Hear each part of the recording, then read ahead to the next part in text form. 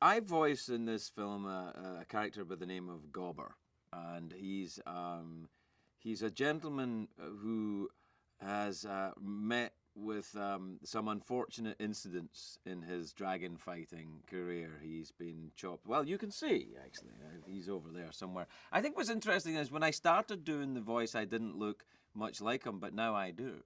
A little more like him, and I think as each day passes, I look more and more like him, which I find alarming. So I'd like them to start drawing him a little more handsome.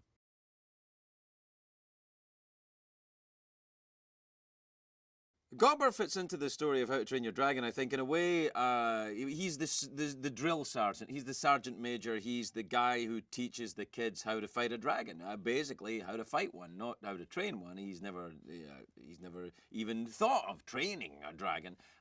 He sees them as beasts that must be killed.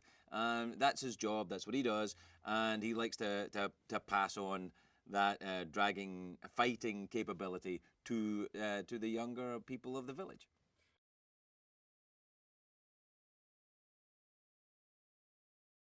Well, Gobber's training style for the teenage Vikings is to just throw them at Vikings, and the ones that survive are obviously the ones that will survive in battle.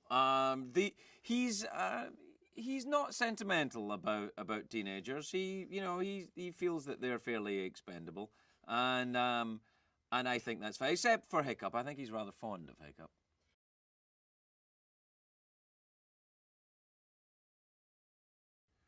The island of Berk is not unlike where I grew up. It's a small place, a very beautiful land full of very tough people who are terrorized from an outside force. In the case of Berk, it is dragons. I grew up in places that have a similar landscape. The only difference between the island of Berk and Scotland, where I grew up, is that Scotland is not in 3D.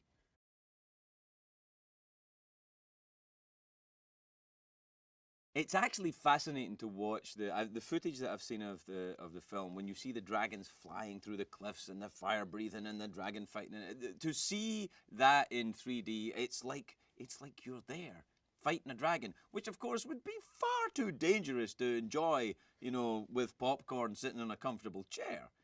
So you get the best of both worlds: popcorn, comfortable chair, and terrorizing 3D action, which isn't really that dangerous because you're really just in a movie theater.